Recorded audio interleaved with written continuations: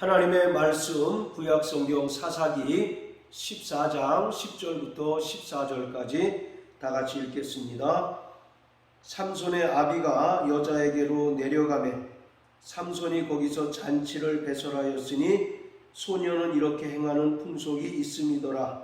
무리가 삼손을 보고 30명을 데려다가 동물을 삼아 그와 함께 하게 한지라. 삼손이 그들에게 이르되 이제 내가 너희에게 수수께끼를 하리니 잔치하는 7일 동안에 너희가 능히 그것을 풀어서 내게 고하면 내게 베옷 30벌과 겉옷 30벌을 너희에게 주리라. 그러나 그것을 능히 내게 고하지 못하면 너희가 내게 베옷 30벌과 겉옷 30벌을 줄지니라. 그들이 이르되 너는 수수께끼를 하여 우리로 듣게 하라. 삼손이 그들에게 이르되 먹는 자에게서 먹는 것이 나오고 강한 자에게서 단 것이 나왔느니라. 그들이 3일이 되도록 수수께끼를 풀지 못하였더라. 아멘.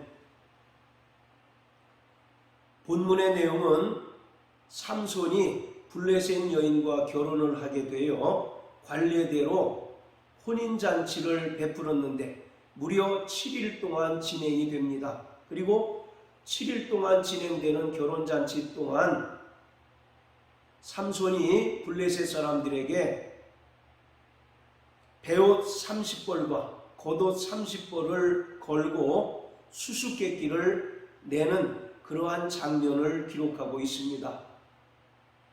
사사기에는 여러 사사들이 등장을 하는데 한결같이 사사들은 예수 그리스도의 구원 사역을 예표하는 인물들입니다. 사사기의 구조를 보면 먼저 이스라엘이 하나님께 대하여 범죄를 합니다. 그러면 하나님께서는 이스라엘의 죄에 대해서 심판을 하시는데 심판은 이스라엘 인근에 있는 이방 민족들을 들어 사용하셔서 이스라엘을 정복하고 또 이스라엘을 혹독하게 다스리게 하십니다. 그러면 이스라엘이 이방 민족들의 압제가 너무나 고통스럽고 괴로운 나머지 하나님께 회개합니다. 그러면 하나님께서는 그들의 회개를 들으셔서 그때마다 사사들을 불러 세우셔서 그 사사들을 통해서 이방 민족들을 물리치고 또 이스라엘을 구원하는 이야기가 반복적으로 기록되어 있습니다. 그 중에 오늘은 사사 삼손의 이야기입니다. 하나님께서는 비록 약점투성이이고 완전하지 못한 사람이라 할지라도 그러한 사람들을 통해서도 하나님 자신을 계시해 주십니다.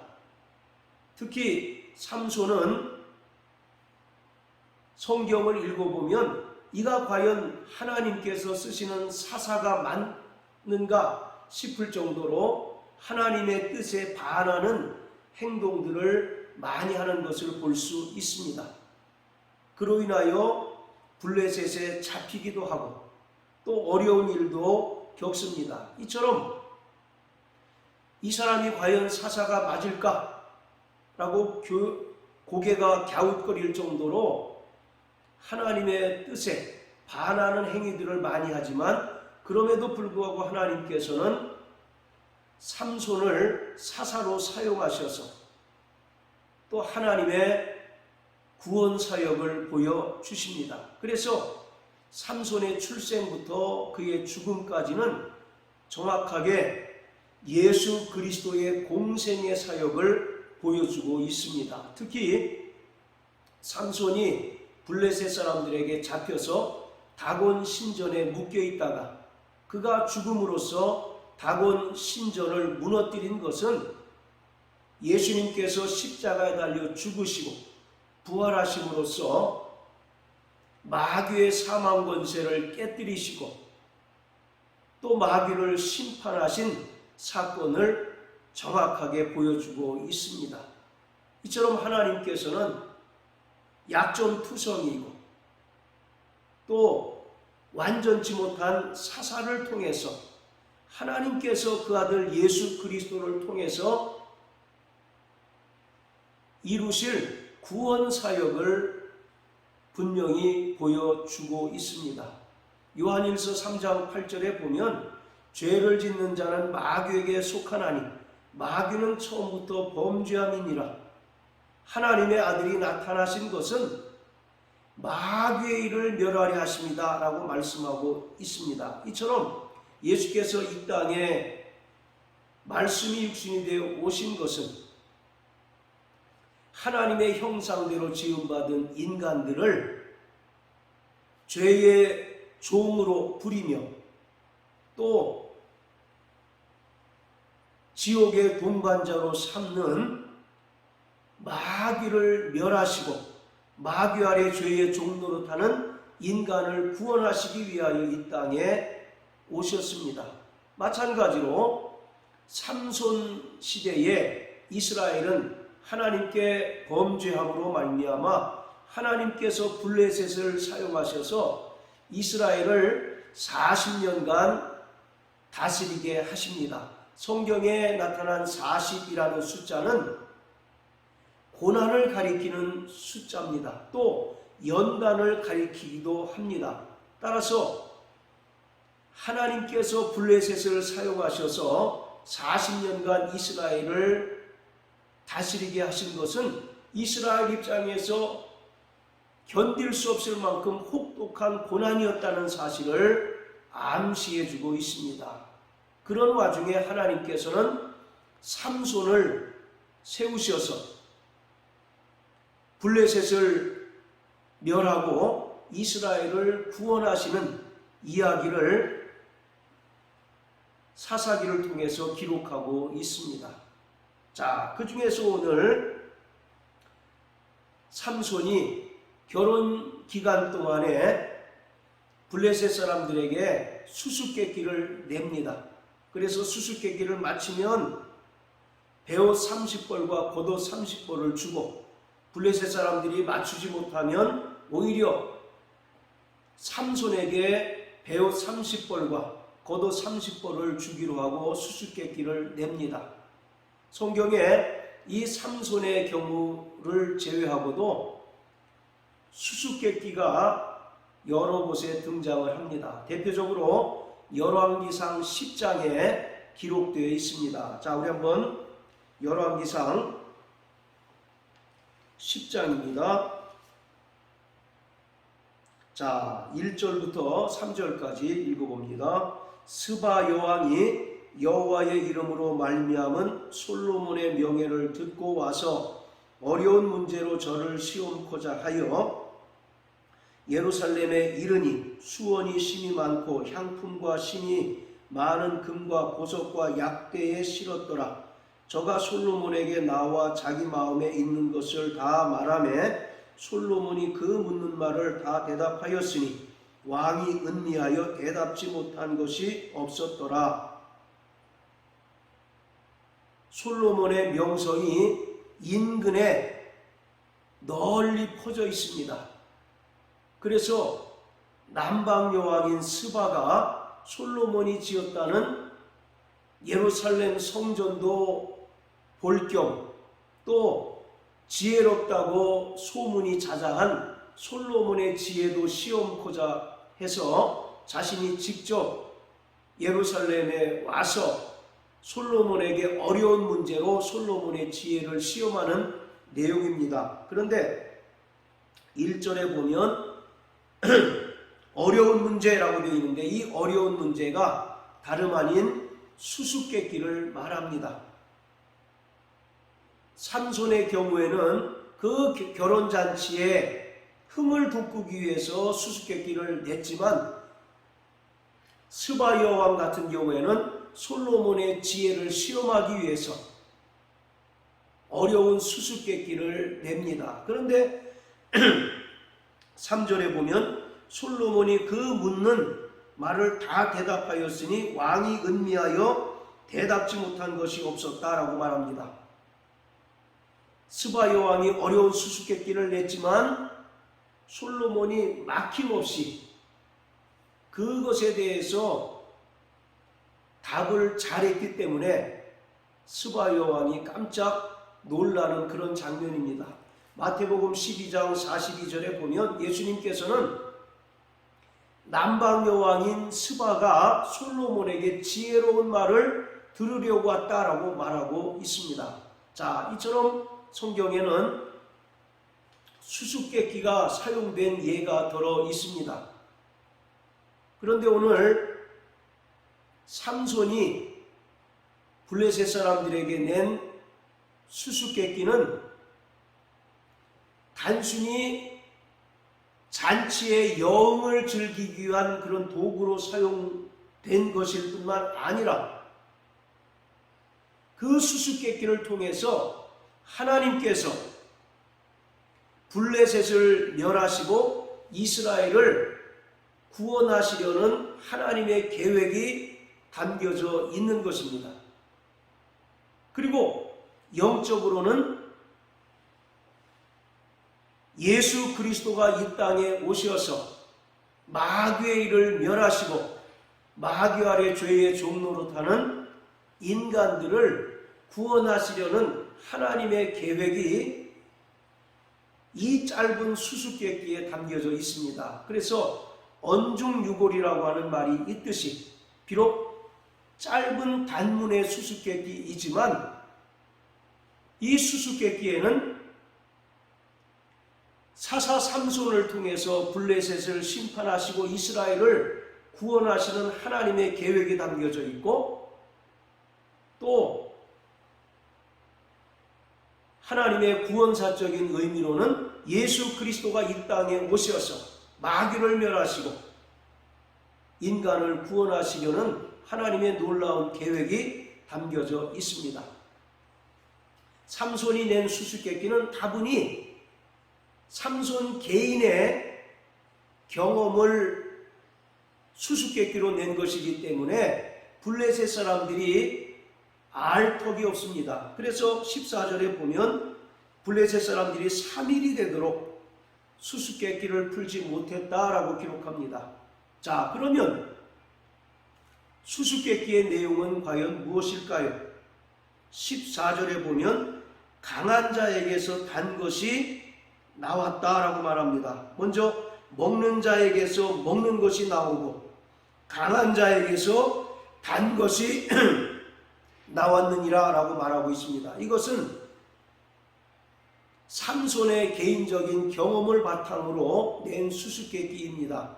그렇다면 삼손의 개인적인 경험은 무엇이냐? 14장 5절 6절에 보면 삼손이 그 부모와 함께 딥나에 내려가서 딥나의 포도원에 이른즉 어린 사자가 그를 맞아 소리 지르는지라. 삼손이 여호와의 신에게 크게 감동되어 손에 아무것도 없어도 그 사자를 염소 새끼를 찢음같이 찢었으나 그는 그 행한 일을 부모에게도 고하지 아니하였고. 자, 삼손이 결혼잔치에 오는 도중에 어린 사자를 만납니다. 여기서 어린 사자는 아기 사자를 말하는 것이 아니라 젊고 대단히 강건한 사자를 가리킵니다. 그 사자가 삼손 앞에 와서 크게 포효하고 있습니다. 그런데 6절에 보면 삼손이 그 젊은 사자를 염소를 찢는 것처럼 찢어서 죽였다라고 말합니다. 그런데 중요한 것은 여호와의 신에게 크게 감동되었다라고 말씀합니다. 하나님께서 성령으로 삼손과 함께 하셔서 삼손에게 그러한 권세와 권능을 주심으로 젊고 혈기왕성한 사자를 마치 염소 새끼를 찢어서 죽인 것처럼 죽게 만들었습니다. 그리고 나서 8절에 보면 얼마 후에 삼손이 그 여자를 취하려고 다시 가더니 돌이켜 그 사자의 죽음을 본즉 사자의 몸에 벌떼와 뿔이 있는지라. 삼손이 길에서 젊은 사자를 만났는데 그 젊은 사자를 염소를 찢는 것 같이 찢어서 죽였습니다. 그런데 삼손이 죽인 젊은 사자에게서 벌떼가 있었고 또 벌이 만든 꿀이 가득했다라고 기록하고 있습니다. 이 경험을 바탕으로 삼손이 블레셋 사람들에게 수수께끼를 낸 것입니다. 그래서 먹는 자에게서 먹는 것이 나오고 강한 자에게서 단 것이 나왔다라고 말합니다. 여기서 먹는 것은 그 뒤에 나오는 강한 자와 대꾸를 이루고, 먹는 것은 또 그 뒤에 나오는 단 것, 곧 꿀을 이야기하고 있습니다. 그러니까 이 수수께끼는 삼손이 젊은 사자를 찢어서 죽였는데 그 젊은 사자의 시체에서 벌떼가 만든 꿀이 가득했다라고 기록하고 있습니다. 여기서 우리가 주목해야 할 것은 8절에 보면 벌떼라고 하는 단어가 나오는데, 이 떼라고 하는 것은 짐승의 무리를 가리키는 히브리어를 사용하지 않고 이스라엘의 회중 또는 총회를 가리키는 히브리어 단어가 사용됐다는 것입니다.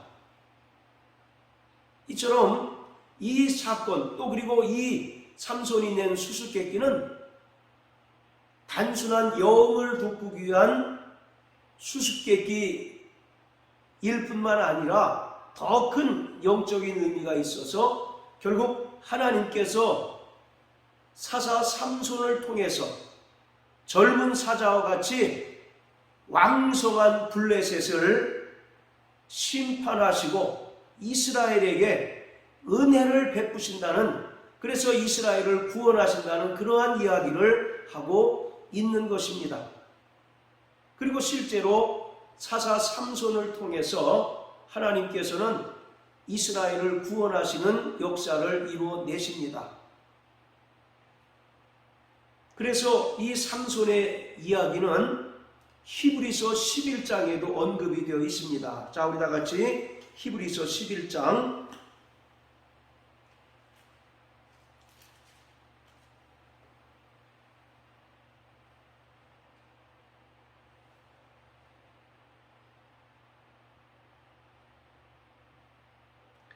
자, 32절입니다. 내가 무슨 말을 더 하리요? 기드온, 바락, 삼손, 입다와 다윗과 사무엘과 및 선지자들의 일을 말하려면 내게 시간이 부족하리로다. 저희가 믿음으로 나라들을 이기기도 하고 의를 행하기도 하며 약속을 받기도 하며 사자들의 입을 막기도 하며, 분명히 믿음의 선진들 가운데 삼손의 이름이 기록되어 있습니다. 그리고 33절에 기록한 것처럼 저들은 믿음으로 말미암아 이방 나라들을 이기기도 하고 또 하나님의 의를 행하기도 하고 약속을 받기도 했고 사자들의 입을 막기도 했다라고 기록하고 있습니다. 이처럼 하나님께서는 이 사람이 과연 사사가 맞을까 의구심이 들 정도로 때로는 하나님 뜻에 반해서 행동했던 사사 삼손을 통해서 예수 그리스도의 구원 사역을 보여주시고, 또 작게는 40년 동안의 블레셋 사람들의 그 다스림 속에서 신음하고 고통하던 이스라엘을 구원하시는 하나님의 놀라운 역사를 이루어 내셨습니다. 이처럼 수수께끼는 단순한 영을 즐기기 위한 방편, 도구가 아니라 하나님께서 사사 삼손을 통해서 이루고자 하시는 구원 사역을 우리에게 알려주고 있습니다. 예수 그리스도는 하나님의 아들 예수 그리스도께서는 마귀의 일을 멸하기 위하여 이 땅에 오셨습니다.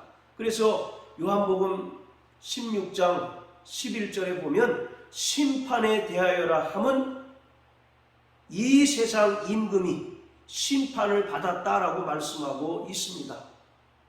하나님의 아들 예수 그리스도는 이 땅에 말씀이 육신이 되어 오셔서 십자가에 달려 죽으시고 부활하심으로 말미암아 사망 권세를 가지고 인간들을 죄의 종노릇하며 또 지옥 동반자로 삼았던 마귀의 일을 멸하시고 그 아래서 죽기를 두려워하며 신음하며 고통하는 죄인된 인간들을 구원하시고 또 하나님의 자녀로 삼아 주셨습니다. 그렇기 때문에 오늘 성경은 모든 기록된 사건들이 결국 예수 그리스도의 구원 사역을 설명하고 있는 것입니다. 요한복음 5장 39절에 보면 너희가 성경에서 영생을 얻는 줄 알고 성경을 상고하거니와 이 성경은 예수에 대하여 기록하고 있다라고 말합니다. 초대교회 당시의 사람들이 보던 성경은 모두 구약 성경이었습니다. 신약 성경이 편집돼서 책으로 발간된 것은 한참 후대의 일이기 때문에 초대교회 성도들은 구약 성경을 바탕으로 그들의 믿음을 유지하고 또 믿음 생활을 지속했습니다. 이처럼 구약에 나타난 사건들을 통해서도 하나님의 아들 예수께서 이 땅에 오셔서 죄인된 인간들을 구원하시는 그러한 사역들을 깨닫고 또 그러한 믿음으로 신앙생활을 했던 것입니다. 그렇기 때문에 우리는 예수께서 이 땅에 오셔서 이루신 그 구원의 은혜에 감격하고 일평생 감사하는 삶을 살아야 합니다. 뿐만 아니라 마귀에게 속하여 죄의 종노릇하며 죽기를 두려워하는 인간들을 구원하신 하나님을 찬양하고 또 하나님의 구원의 역사를 알지 못하고 믿지 못하는 자들에게 우리의 입술을 벌리고 또 우리의 삶의 모습을 통해서 널리 증거하는 자가 되어야 합니다. 베드로전서 2장 9절에 보면 너희는 왕같은 제사장이요 택하신 족속이라고 이와 같이 말합니다. 우리를 이 땅에 구원받은 성도로 부르신 것은 복음의 제사장 역할을 감당하도록 하기 위함입니다. 우리는 과거에 어둠에 있었던 자들이었지만 하나님께서 우리를 어둠에서 불러내서 그의 기이한 빛에 들어가게 하셨습니다. 그 목적은 우리를 통해서